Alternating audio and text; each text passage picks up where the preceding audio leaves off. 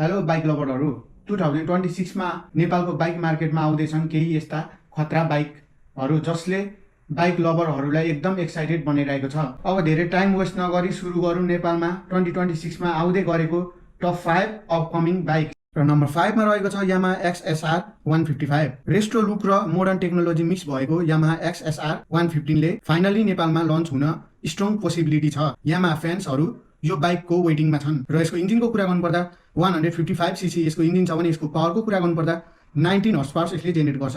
र यसको top speed रहेको छ 135 किलोमिटर। र यसको अराउन्ड प्राइस रहनेछ 6 to 7 लाख। र नम्बर 4 मा रहेको छ हिरो एक्सपल्स 421। हिरोको सबैभन्दा पावरफुल एडभेन्चर बाइक एक्सपल्स 421 2026 मा लन्च हुने एक्सपेक्ट छ।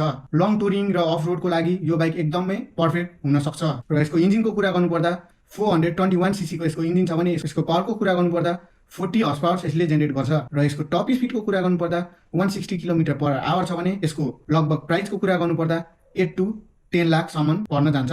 र नम्बर 3 मा छ Royal Enfield Guerrilla 450। Royal Enfield Guerrilla 450 नेपालमा अफिसियली लन्च भइसकेको छ। र यसको इन्जिनको कुरा गर्नुपर्दा 452 सीसी को लिक्विड कुलेट इन्जिन रहेको छ भने यसको पावरको कुरा गर्नुपर्दा 40 हर्स पावर यसले जेनेरेट गर्छ। यसको टप स्पिडको कुरा गर्नुपर्दा 150 किलोमिटर पर आवर छ। र यसको प्राइसको कुरा गर्नुपर्दा 9 लाखसम्म पर्न जान्छ। र नम्बर 2 मा छ KTM 390 इन्डोरो R। KTM ले 2026 मा KTM 390 इन्डोरो R अफिसियली रिभिल गरिसकेको छ। अफ रोड र एडभेन्चर राइडरहरूको लागि यो बाइक बेस्ट मिसिन हो। र यसको इन्जिनको कुरा गर्नुपर्दा 399 सीसी को यसको इन्जिन छ भने यसको पावरको कुरा गर्नुपर्दा 45 हर्स पावर यसले जेनेरेट गर्छ।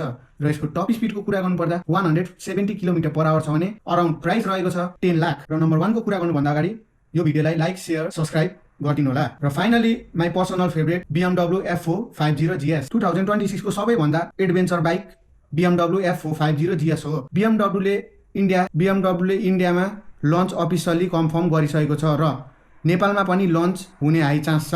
र यसको इन्जिनको कुरा गर्नुपर्दा 420 सीसी को ट्विन सिलिन्डर यसको इन्जिन छ भने यसको पावरको कुरा गर्नुपर्दा 47.5 यसको हर्स पावर रहेको छ। यसको टप स्पिडको कुरा गर्नुपर्दा 180 किलोमिटर पर आवर रहेको छ।